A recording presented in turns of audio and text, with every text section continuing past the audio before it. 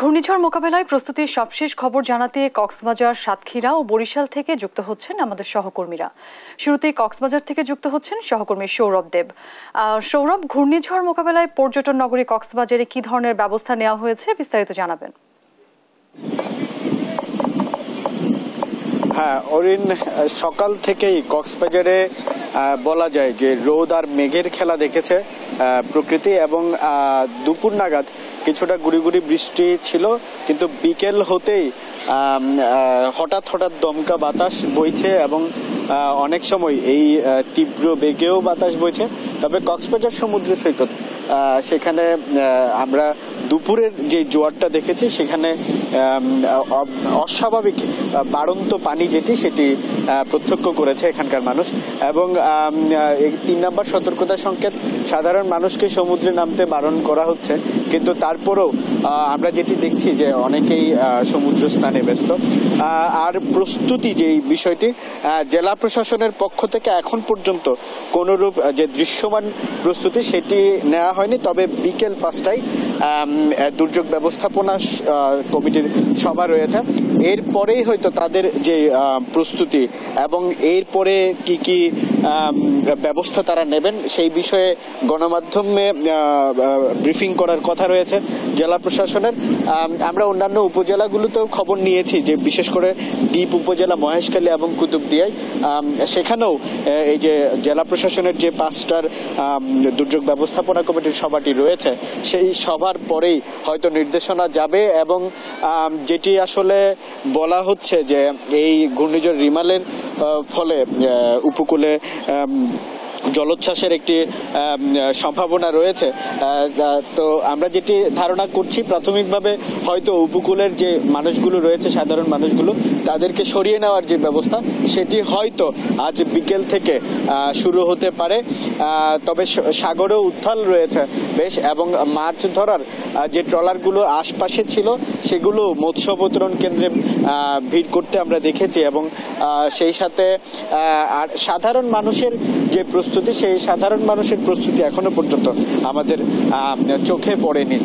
আর এখন আকাশ বেশ মেঘলা করেছে কক্সবাজারে, এবং সেই সাথে যেটি বলছিলাম আসলে দুপুর নাগাদও গুড়ি গুড়ি বৃষ্টি হয়েছে এবং এখন দমকা হাওয়া বইছে।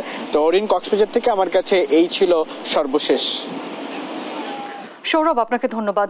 দর্শক, এবার আমরা সাতক্ষীরায় যুক্ত হব। আমাদের সহকর্মী রয়েছেন শরীফুল্লাহ কায়সার সুমন। সুমন, আপনি জানাবেন ঘূর্ণিঝড় রিমাল মোকাবিলায় সেখানে কেমন ধরনের প্রস্তুতি নেওয়া হচ্ছে? অরিন, ধন্যবাদ আপনাকে। আমি দাঁড়িয়ে আছি সাতক্ষীরার আশাশুনির প্রতাপনগর, যেটি এমন কোনো দুর্যোগ নেই যেখানে ক্ষতবিক্ষত হয়নি এবং ক্ষতিগ্রস্ত হয়নি এই অঞ্চলের মানুষ। আপনাকে একটু দেখানোর চেষ্টা করছি, ইতিমধ্যে কিন্তু উত্তাল হয়ে উঠেছে এখানকার কপোতাক্ষ নদ। এই ভাটির মধ্যে আপনি দেখতে পাচ্ছেন কি পরিমাণ স্রোত, আর একই সাথে তার প্রভাব কিন্তু শুরু হয়েছে ইতিমধ্যে 7-এর 1 পোল্ডার সুভদ্রকাঠি এই যে বাঁধ, ইতিমধ্যে কিন্তু এখানকার জিও ব্যাগ সরে গিয়েছে। এই যে অবস্থা, এই অবস্থায় আসলে কতটুকু এই উপকূলের মানুষ টিকে থাকতে পারবে তা নিয়ে কিন্তু এখানে উদ্বিগ্ন। পানি উন্নয়ন বোর্ড তারা তাদের সামর্থ্য নিয়ে রাত থেকে তারা কিন্তু এখানে কাজ করছে। আপনাকে একটু দেখানোর চেষ্টা করছি অরিন, এখানে কিন্তু তারা কিন্তু এই যে সাধারণ মানুষ কিন্তু তারা চেষ্টা করছে, পানি উন্নয়ন বোর্ড তারা চেষ্টা করছে যে জিও ব্যাগ ফেলে এই ভাঙা অংশটিকে টিকিয়ে রাখবার জন্য। তা না হলে আপনি দেখতে পাচ্ছেন এই যে উত্তাল ঢেউ, এই উত্তাল ঢেউ, এই ভাটির মধ্যেও যে উত্তাল ঢেউ, এই ঢেউ আসলে এই বাঁধকে কতটুকু রক্ষা করতে পারবে তা নিয়ে যথেষ্ট সন্দেহ দেখা দিয়েছে। এখানে কিন্তু পানি উন্নয়ন বোর্ডের কর্মকর্তা বৃন্দদেরকেও কিন্তু আমরা দেখতে পাচ্ছি। আমরা জানবার চেষ্টা করব আসলে এই যে পরিস্থিতি, এই পরিস্থিতিতে কত আপনারা কি করছেন এবং কিভাবে মানুষকে নিরাপদ করতে পারবেন বলে মনে করছেন? ধন্যবাদ আপনাকে। আপনি অলরেডি দেখতে পাচ্ছেন যে আমরা অলরেডি কাজ শুরু করে দিয়েছি। আমি বিভিন্ন পোল্ডার ঘুরেছি গতকাল, বিভিন্ন এলাকা আইডেন্টিফাই করে সেখানেও কাজের ব্যবস্থা করেছি এবং আমি এখানে সকাল থেকে অবস্থান করে এখানে যখনই আমি এই জিনিসটা দেখতে পেলাম সাথে সাথে দ্রুত গতিতে জিও ব্যাগ ভরে এখন দেখতেছেন এটা সিল করার চেষ্টা করছি আমরা এবং আমাদের লোকজন সব বিভিন্ন পোল্ডারে অবস্থান করছে।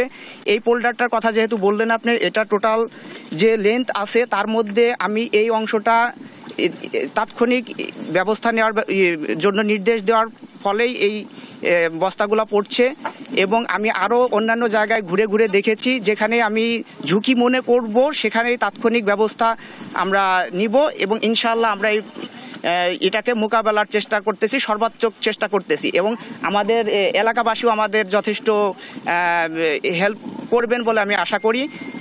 ধন্যবাদ। আচ্ছা, আর কোন কোন জায়গায় এরকম পরিস্থিতি রয়েছে বলে আপনি খবর পেয়েছেন? ধন্যবাদ। খবর বলতে আমাদের পুরা পোল্ডার জুড়ে আমাদের মনিটরিং ব্যবস্থা খুব স্ট্রং আছে। আমি গতকালও যেমন পোল্ডার 7-2 ওখানে গিয়েছি, ওখানেও আমি যেখানে যেখানে একটু ঝুঁকিপূর্ণ এলাকা চিহ্নিত করতে পেরেছি। এরকম আমার টোটাল পোল্ডার বিভিন্ন পোল্ডার মিলিয়ে আমার 15টির মতো জায়গা নির্ধারণ করেছি যেটা অধিক ঝুঁকিপূর্ণ এবং যেখানে আমরা ইমিডিয়েট অলরেডি কাজ চলতেছে এরকম। ধন্যবাদ। হ্যাঁ, এই হচ্ছে পরিস্থিতি। আপনি অরিন শুনছিলেন পানি উন্নয়ন বোর্ডের সাতক্ষীরা 2-এর যে নির্বাহী প্রকৌশলী, তিনি কিন্তু জানাচ্ছিলেন, আপনি কিন্তু দেখছেন প্রাণান্তর চেষ্টা কিন্তু এইটুকু রক্ষা করতে না পারলে এখানকার কিন্তু লোকালয়, এখানকার সবকিছু কিন্তু ভেসে চুরমার হয়ে যাবে, মানুষের স্বপ্ন ভেসে যাবে। এখানে প্রাণহানির ঘটনা ঘটা কিন্তু এখন শুধু সময়ের ব্যাপার, যে জন্য কিন্তু আমি দেখাবার চেষ্টা করছি এখন কিন্তু মানুষ কিন্তু রক্ষা করার জন্য, তার বাদ রক্ষা করার জন্য এখানে কিন্তু অসংখ্য মানুষ তারা কিন্তু চেষ্টা করে যাচ্ছে পানি উন্নয়ন বোর্ডের তত্ত্বাবধানে। আসলে কতটুকু এটা রাত্রে যে রেমালের যে পরিস্থিতি, রাতে এই ঝড়টি মানে রূপ লাভ করবার যেহেতু সম্ভাবনা দেখা দিয়েছে, এখনো পর্যন্ত গভীর নিম্নচাপ হিসাবে তার রূপ লাভ করেছে, কিন্তু এই পানি কিন্তু 2 থেকে 3 ফিটের বেশি বেড়েছে। এটি কিন্তু পরিস্থিতি যদি আরো অস্বাভাবিক হয় সেটি কোন জায়গায় যে পৌঁছবে সেটি কিন্তু এখানকার মানুষরা এবং এখানকার যেসব পানি উন্নয়ন বোর্ডের কর্মকর্তা তারা কিন্তু বলতে পারছে না। তবে জেলা প্রশাসনের পক্ষ থেকে বলা হচ্ছে পানি উন্নয়ন বোর্ডকে সাথে নিয়ে তার সর্বোচ্চ চেষ্টা মানুষকে রক্ষার জন্য যে চেষ্টা করা দরকার তা কিন্তু করা হবে এবং 400 জায়গায় এবার প্রথম 800 স্কুল, শিক্ষা প্রতিষ্ঠান, আশ্রয় কেন্দ্রকে খুলে পরিষ্কার করে প্রস্তুত করা হয়েছে। এই ছিল সর্বশেষ অরিন সাতক্ষীরার। এরপরে উদ্ভূত যে কোনো পরিস্থিতিতে আপনার মাধ্যমে আবারও ফেরত এসে আপনাকে জানাতে পারবো আশা রাখছি। এই সর্বশেষ অরিন। সুমন, আপনাকে ধন্যবাদ। দর্শক, এবার বরিশাল থেকে যুক্ত হচ্ছেন সহকর্মী শফিক মুন্সি। শফিক, ঘূর্ণিঝড় রিমাল মোকাবেলার সবশেষ কি খবর রয়েছে আপনার কাছে, জানাবেন।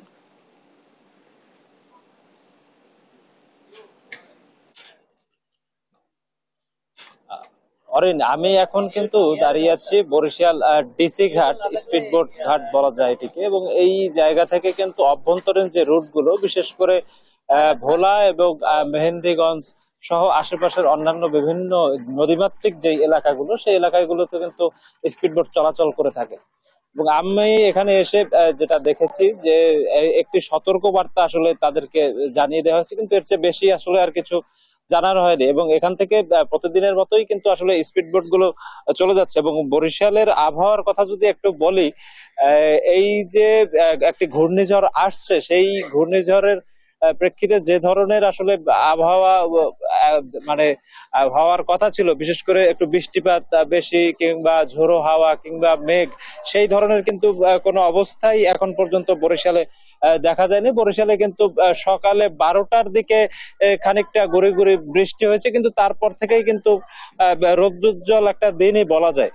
তো এইরকম একটা পরিস্থিতির মধ্যেও যেহেতু আবহাওয়া অধিদপ্তর থেকে বারবার করে বিভিন্ন ভাবে আসলে সতর্কবার্তা দেওয়া হচ্ছে, তো সেই প্রেক্ষিতে অন্যান্য জেলার মতো পার্শ্ববর্তী যে সমুদ্র উপকূলবর্তী জেলা আছে, সেই জেলার মতো বরিশাল জেলার যিনি জেলা প্রশাসক, তিনি কিন্তু এই যে দুর্যোগ ব্যবস্থাপনা যে কমিটি আছে জেলার, তাদেরকে নিয়ে আজ জেলা প্রশাসকের সম্মেলন কক্ষে একটি সভা করেছেন সকালে। এবং তার প্রেক্ষিতে কিন্তু আসন্ন যে ঘূর্ণিঝড় সেই ঘূর্ণিঝড়ের প্রস্তুতিমূলক সকল পদক্ষেপ কিন্তু তিনি গ্রহণ করেছে বলেই আমাদেরকে জানিয়েছেন। আমাদেরকে আরো জানিয়েছেন যে এই বরিশাল জেলার যে 538টি সাইক্লোন শেল্টার আছে সেইগুলো কিন্তু আসলে প্রস্তুত করা হচ্ছে। একই সাথে আজ বিকেল থেকে যে নদী তীরবর্তী যেই জায়গাগুলো আছে সেই জায়গাগুলোতে মাইকিং করা হবে এবং একই সাথে দুর্যোগ যদি শুরু হয়, ঘূর্ণিঝড় যখন শুরু হবে তখন যেন সবাই দ্রুত আশ্রয় কেন্দ্রে যায় সে ব্যাপারেও কিন্তু আসলে পদক্ষেপ নেওয়া হয়েছে। একই সাথে কিন্তু আমরা আসলে যেটা জেনেছি যে এই ঘূর্ণিঝড়ের সাথে একটা জলোচ্ছ্বাস 7 থেকে 8 ফুট উচ্চতা একটা জলোচ্ছ্বাস আসতে পারে। ওই জলোচ্ছ্বাস মোকাবেলায় কিন্তু মোটামুটি সচেতনামূলক যে পদক্ষেপ সেগুলো কিন্তু ইতিমধ্যে বরিশাল জেলা প্রশাসন নিয়েছে। তো এই ছিল আমার কাছে এই আসন্ন যে ঘূর্ণিঝড় সেই ঘূর্ণিঝড়ের ব্যাপারে বরিশাল থেকে সর্বশেষ। শফিক, আপনাকে ধন্যবাদ।